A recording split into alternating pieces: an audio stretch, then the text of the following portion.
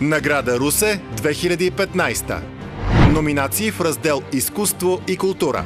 Категория Литература. Доцент доктор Васил Дойков. Едно от най-известните лица на Русе. Популярен изследовател, писател, географ и краевед. Автор на 84 забележителни книги, посветени на различни географски точки от света. Емблематични са книгите му, посветени на любимия му град и на река Дунав, носещи славата на аристократичен Русе в страната и в чужбина. Не случайно една от последните му книги носи наименованието «Дунав – реката на Европа». С енциклопедичните си познания Васил Дойков направи познаваем и по-близък света за няколко поколения русенци и гости на града. Награда Русе 2015. Номинации в раздел Изкуство и култура. Категория Сценични изкуства. Пламен Бейков. Последният ученик на знаменития български бас Борис Христов и негов специализант в Българската академия за изкуство и култура в Рим. По-късно завършва оперно пеене в Кралския колеж за музика в Лондон. Всестранно надарен като камерен, ораториален и оперен изпълнител, днес Пламен Бейков е един от най-търсените български баси. Гастролира в почти всички европейски страни. От няколко сезона е солист на Държавна опера Русе, където тази година създаде едно от най-ярките си артистични превъплъщения – образът на търговеца Борис Тимофеевич от операта Катерина Измайлова на Шостакович.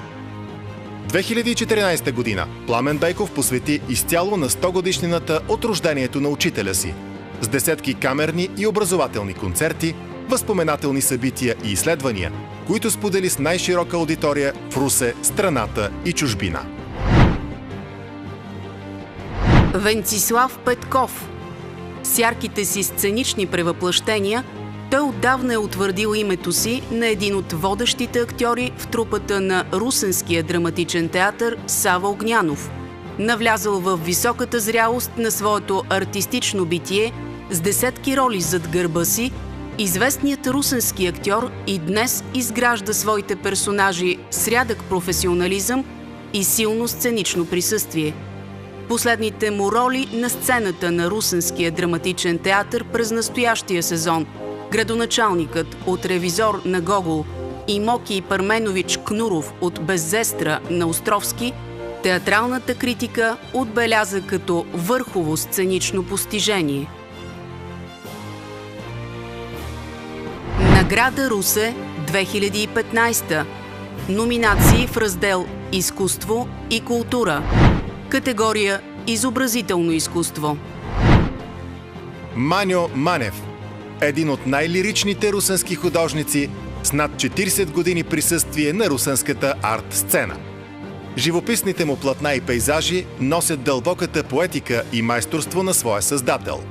Творчеството му е познато на ценителите от Виена, Букурещ, Тел-Авив, Париж и Тулуза, а десетки от неговите най-ярки творби са притежание на частните колекционери от България, Франция, Холандия, Испания, Съединените американски щати и Гърция. Като дългогодишен преподавател и талантлив педагог, Маньо Манев дарява щедро няколко поколения русенски деца с богатството на своя артистичен и професионален опит. Тази година художникът навършва своите 70 житейски години. Години, отдадени на изкуството и необятните му таинства.